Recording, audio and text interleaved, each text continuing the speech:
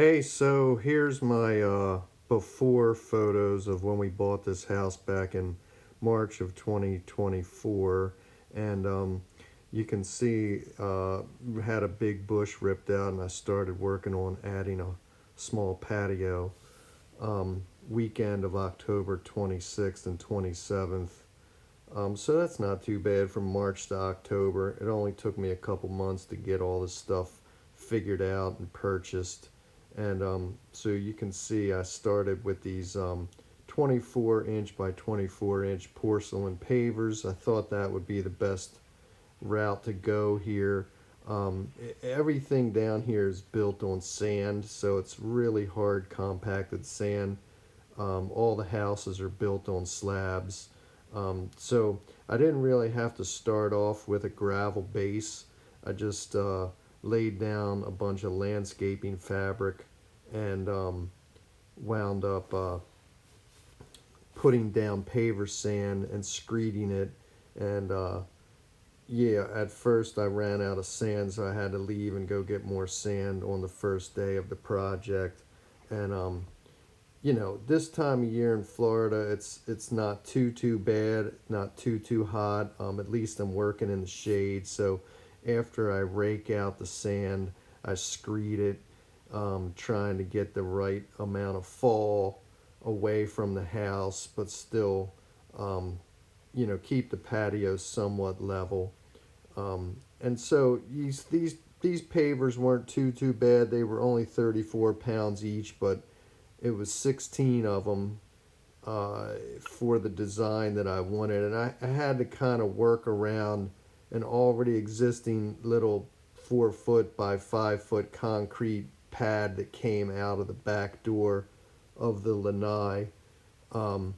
So, little by little, I wound up screeding out the sand and tamping it down, and then I had to put these little 16th inch spacers in between the porcelain tiles. That was what was recommended by the manufacturer.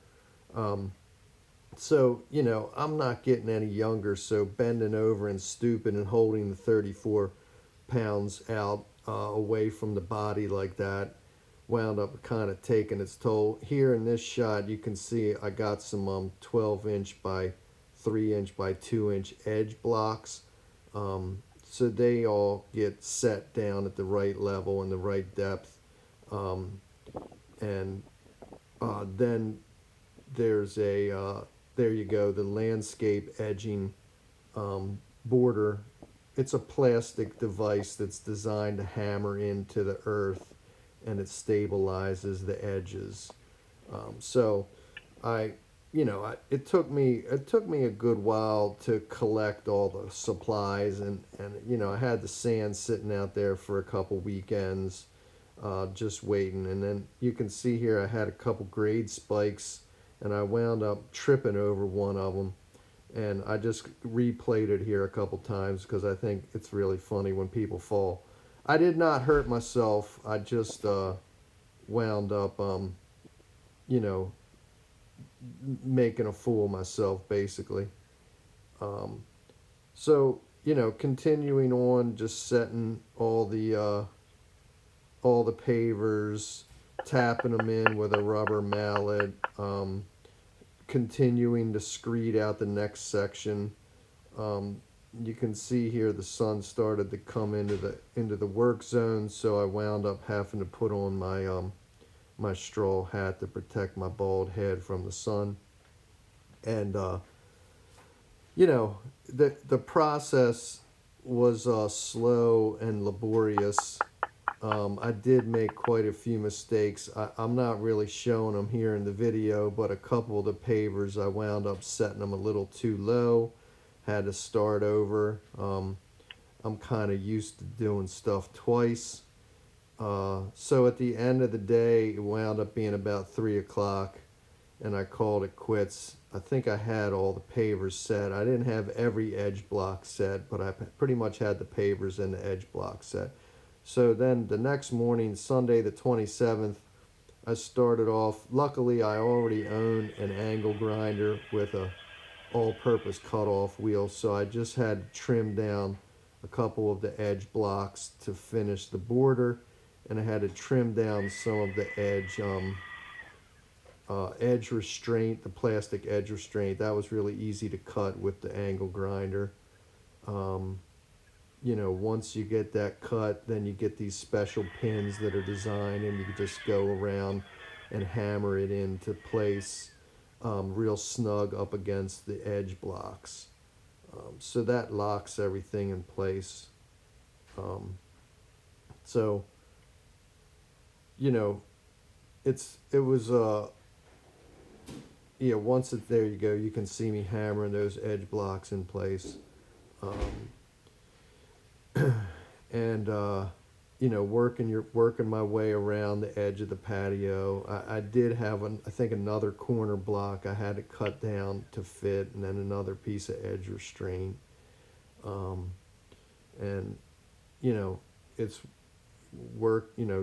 And actually, all this footage is really from this security camera that I have out back. Um, so that's why the footage is kind of grainy. So if you're not familiar with paver patios, when you're done, you're supposed to use polymeric sand, which has polymers in it that react with water. So they can, once you pour it in the cracks and sweep it into all the cracks, then you wet it down. All those polymers firm up almost like a concrete, um, and locks everything in place. Then you can see here around 11, 10 of 12, my neighbor came out with her dog, and she wanted to check out the progress and what was going on with her dog Pebbles. So had to talk to her for a while, but I kept sweeping. So you just continue to sweep and sweep and sweep. So I had to go around and pull out all those little spacers in between each of the tiles. And excuse me. Then you can see here wetting it all down. And like I said, once you wet down polymeric sand, it pretty much locks everything into place. So it came out pretty good. I let it all dry after this. So pretty much it was Sunday afternoon, and I think the Ravens were playing at 1 o'clock. So I wrapped up the project pretty much right before 1 o'clock. So I was able to get cleaned up and relax and watch the football game. So let's see here. Yeah, this is cleaning it up, putting everything away. And yeah, so here's the big reveal.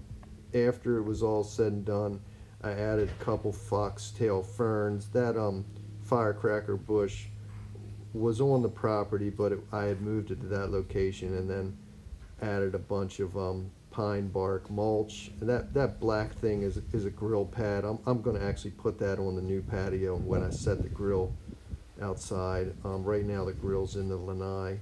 But yeah, then I got these neat looking purple oyster plants. So it came out pretty good. I wouldn't want to do it again, but anyway, thanks for watching.